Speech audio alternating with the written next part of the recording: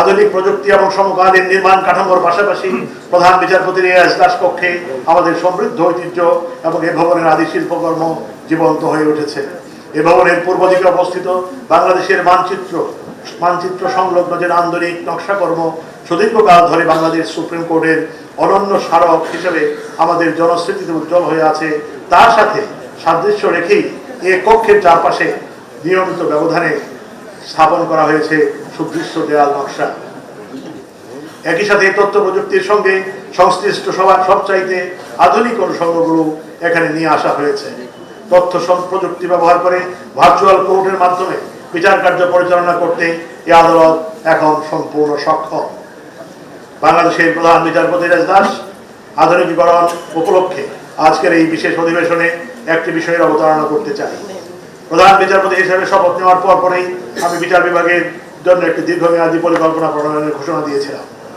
সে লক্ষ্যে ইতিমধ্যে আমি ঢাকার অধস্তন আদালত সমূহে কর্মরত বিজ্ঞ বিচারক বৃন্দ, বাংলাদেশ সুপ্রিম কোর্টের বিজ্ঞ আইনজীবী বৃন্দ এবং অ্যাটর্নি জেনারেল অফিসের বিজ্ঞ আইন কর্মকর্তা বৃন্দের সাথে মত বিনিময় করেছি। নানান উদ্যোগের মাধ্যমে সেই পরিকল্পনা প্রণয়নের কাজ এগিয়ে যাচ্ছে। বিচার বিভাগীয় পরিকল্পনার একটি উল্লেখযোগ্য স্থান দখল করে আছে দেশের আদালতগুলোর ভৌত অবকাঠামো সংস্কার, সংরক্ষণ ও উন্নয়ন। আপনারা নিশ্চয়ই অবগত আছেন, প্রধান বিচারপতি হিসেবে আমি শপথ নিয়েছি আজ থেকে 8 মাস আগে। এ সময়কালে পরম করুণাময়ের অশেষ কৃপায় বাংলাদেশের অনেকগুলো জেলায় অবস্থিত অধস্তন আদালত পরিদর্শনের সুযোগ আমার হয়েছে।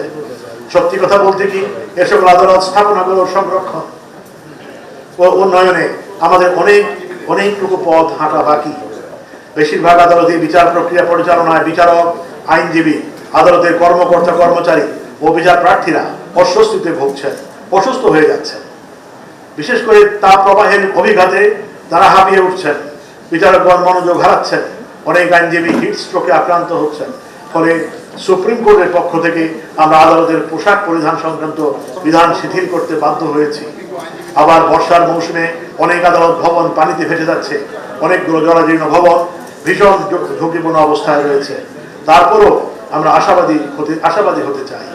আজ বাংলাদেশের শীর্ষ আদালত তথা প্রধান বিচারপতির এজলাস নানান মাত্রায় সুসজ্জিত হয়ে উঠেছে। আমরা বিশ্বাস করি এই আয়োজন নতুন দিনের সূচনা মাত্র। এর মধ্য দিয়ে বাংলাদেশের অধস্তন আদালতগুলোর ভৌত অবকাঠামোর উন্নয়ন নতুন করে প্রাণ পাবে আশা করি। অধস্তন আদালতগুলোতে স্বচ্ছন্দ বিচার প্রক্রিয়া পরিচালনার স্বার্থে এ সকল স্থাপনাগুলোর আধুনিকায়ন ও উন্নয়নের জন্য আমি বিনীতভাবে মাননীয় প্রধানমন্ত্রীর সুবিবেচনা ও সুদৃষ্টি কামনা করছি।